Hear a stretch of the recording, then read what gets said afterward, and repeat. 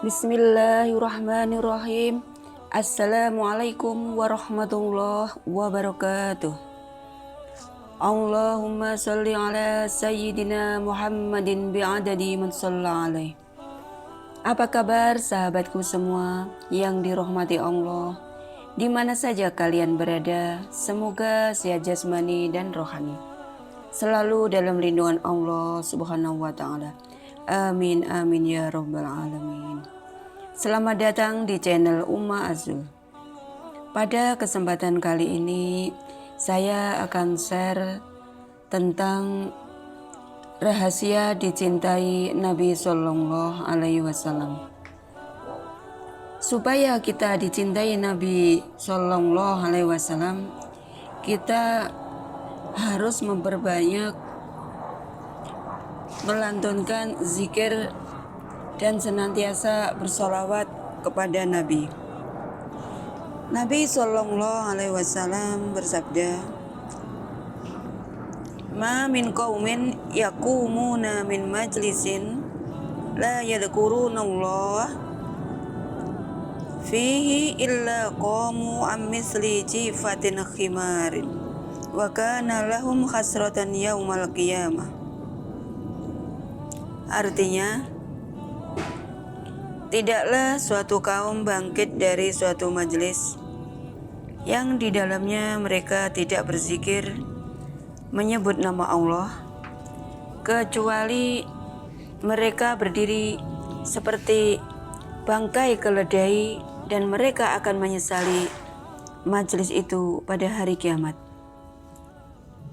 Majelis zikir menyebabkan lembutnya hati, tumbuhnya sikap zuhud terhadap dunia, dan keinginan yang besar terhadap akhirat. Allah berfirman, Bismillahirrahmanirrahim. Alladzina amanu wa tatma'innu qulubuhum bidzikrillah. Ala bidzikrillahi tatma'innul qulub. Al-Quran Surat Ar-Ra'd ayat 28. Artinya, orang-orang yang beriman dan hati mereka menjadi tentram dengan mengingat Allah. Ingatlah, hanya dengan mengingati Allah lah hati menjadi tentram. Dalam surat lain, Bismillahirrahmanirrahim. Wa basyiril mukhbitin alladzina idza dzukirallah wajilat qulubuhum.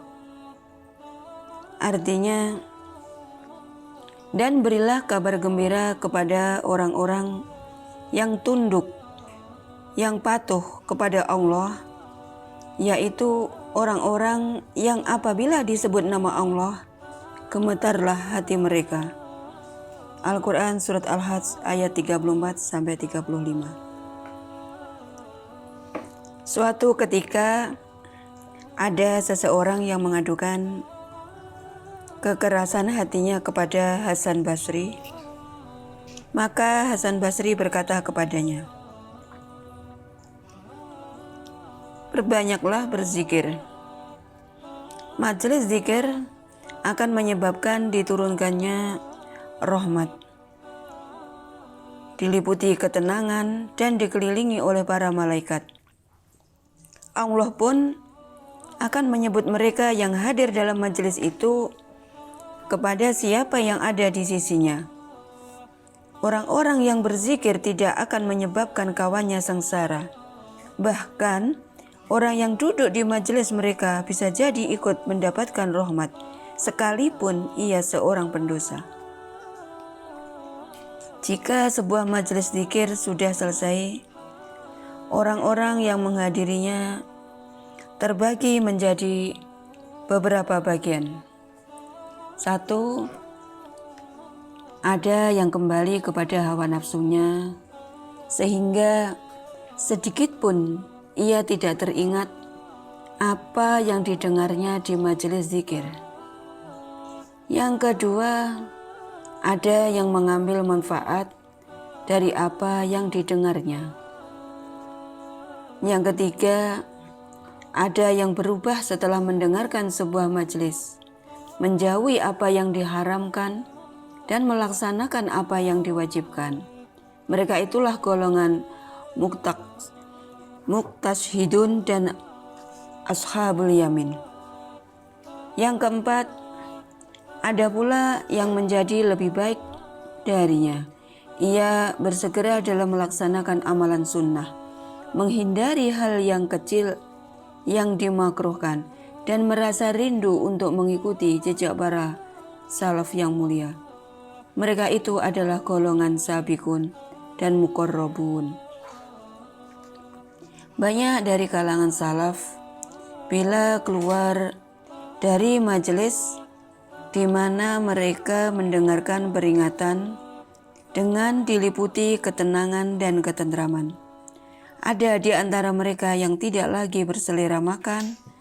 Beberapa saat setelahnya, ada pula yang melaksanakan konsekuensinya atas apa yang didengarnya beberapa waktu. Allah berfirman mengenai sifat-sifat ulul albab. Bismillahirrahmanirrahim. Alladzina yadhkurunallaha qiyaman wa qu'udan wa 'ala junubihim wa yatafakkaruna fi khalqis samawati wal ard.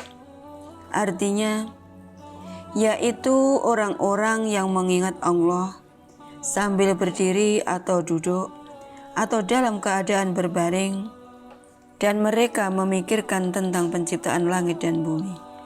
Al-Quran Surat Ali Imran ayat 191.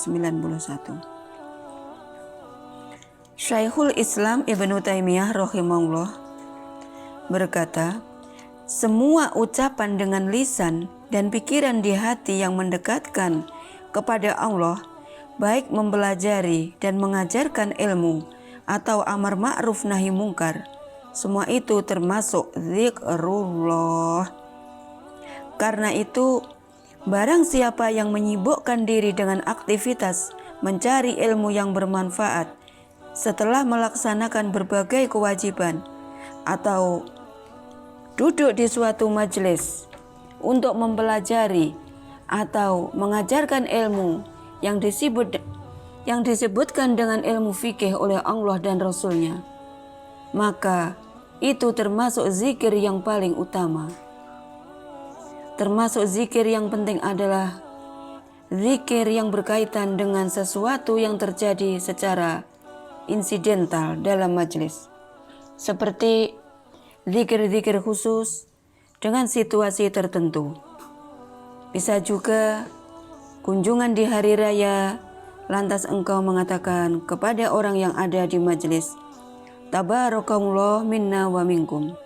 Demikian pula ucapan-ucapan selamat atas pakaian baru, dan ucapan selamat atas pernikahan, dan ucapan salam perpisahan kepada wanita yang hendak bepergian, ucapan selamat atas kelahiran anak salah satu wanita yang ada di majelis, mendoakan orang yang bersin, atau menghibur orang yang terkena musibah, dan lain sebagainya.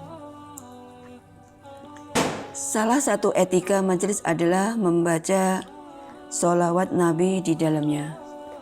Karena Nabi SAW bersabda, Ma jalasa qaumun majlisan lam yadhkurullaha fih wa lam yusallu ala nabihim illa kana alaihim tirratan fa in syaa'a 'adzabahum wa in syaa'a ghafara lahum. Artinya, tidaklah suatu kaum duduk di suatu forum yang di forum itu mereka tidak menyebut Allah dan tidak mengucapkan sholawat Nabi, kecuali mereka akan menanggung kekurangan atau dosa jika menghendaki. Allah mengazab mereka, dan jika menghendaki, Dia mengampuni mereka.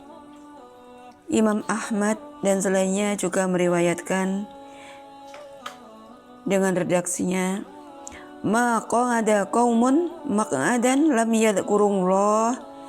yadhkuru fihillah wa yusallu ala nabi sallallahu alaihi wasallam illa kana alaihim khasratan yaumal qiyamah. Wa in dakhalul jannata litsawab. Artinya, tidaklah suatu kaum duduk di suatu majlis, mereka tidak berzikir menyebut Allah Subhanahu wa ta'ala di tempat itu dan tidak membaca sholawat Nabi Sallallahu Alaihi Wasallam, kecuali mereka akan menanggung penyesalan pada hari kiamat, sekalipun mereka masuk surga karena pahala.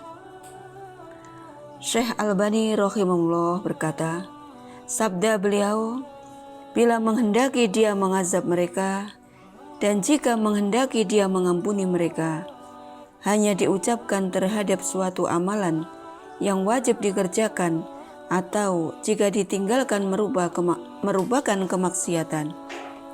Sabda beliau, sekalipun mereka masuk surga karena pahala, jelas menunjukkan bahwa orang itu yang meninggalkan zikir dan sholawat Nabi Sallallahu Alaihi Wasallam pantas masuk neraka, sekalipun pada akhirnya mereka kembali masuk surga disebabkan oleh pahala keimanan mereka.